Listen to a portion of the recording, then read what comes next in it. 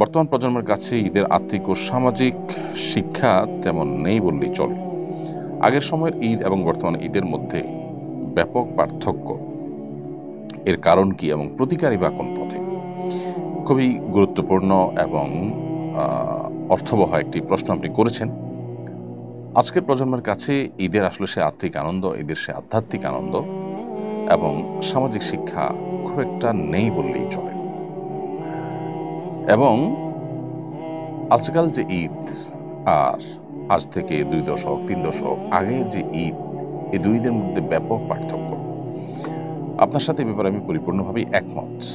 এখন এর কারণ এবং প্রতিকারের আলোচনা যদি আমরা যাই, তাহলে আমরা একটু থেমে পেছনে যাব। সেটা হলো, শুধু ঈদ কেন? আমাদের প্রতিবেশীদের সাথে আমাদের সুসম্পর্কের কথা যদি আমরা বলি, বাবা মায়ের প্রতি শ্রদ্ধাশীলতা, দায়িত্বশীলতার কথা যদি বলি, ভাই বোন পরস্পরকে স্নেহ করা, ভালোবাসা, শ্রদ্ধা করা, দায়িত্বশীলতা, এক্ষেত্রে যদি বলি, স্বামী স্ত্রীর মধ্যকার ভালোবাসার কথা যদি বলি, কোন দিকটা আর আগের মতো আমরা আছি?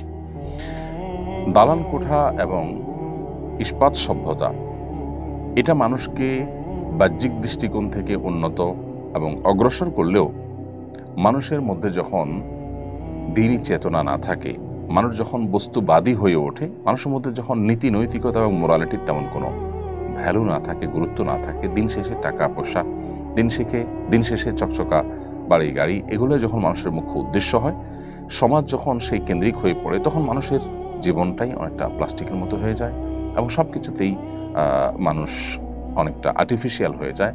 মানুষের সে প্রাণ, মানুষের ভালোবাসার মধ্যে সে প্রাণ, সে আধ্যাত্মিকতা, সেই আবেগ আর আসলে সেভাবে থাকে না। যার ফলশ্রুতিতে আমরা ঈদের মধ্যে শুধু কেন, অন্য সব ক্ষেত্রেই এই অধঃপতন দেখতে পাচ্ছি। উত্তরণের উপায় কি? উত্তরণের উপায় হলো, আমাদের প্রত্যেকটা মানুষকে সংগ্রাম চালাতে হবে। পৃথিবীর অন্যান্য দেশের মতো আমরা এগিয়ে যেতে চাই জাগতিক এবং বস্তুগত দিক থেকে, কিন্তু আমাদের মোরালিটির জায়গাটা, আমাদের নীতিনৈতিকতার জায়গাটা, আমাদের ধর্মীয় জায়গাটা, আমাদের আদর্শের জায়গাটাতে কোনো প্রকার কম্প্রোমাইজ করে নয়।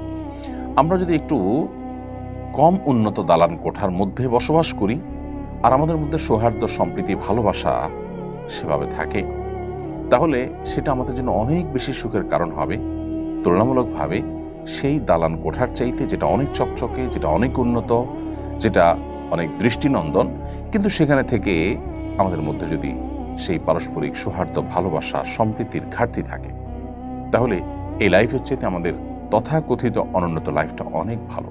আমরা উন্নত হতে চাই, আবারও বলি, সেটার পথে আমরা অগ্রসর হই, কোনো অসুবিধা নেই, কিন্তু আমাদের নীতি নৈতিকতার জায়গাটাতে আমাদের নো কম্প্রোমাইজের লেভেলে যাওয়া উচিত।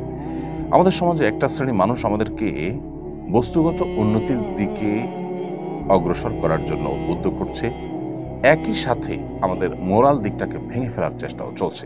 এটার বিরুদ্ধে আমাদের যুদ্ধ চালাতে হবে, সংগ্রাম চালাতে হবে এবং নিজেদের মধ্যে সেটা চর্চা বাড়াতে হবে ইনশাআল্লাহ বিদিল্লাহ। তাহলে আমরা পূর্বের সে প্রাণ আবারও খুঁজে পাবো। আল্লাহ আমাদের সে তৌফিক দান করুন।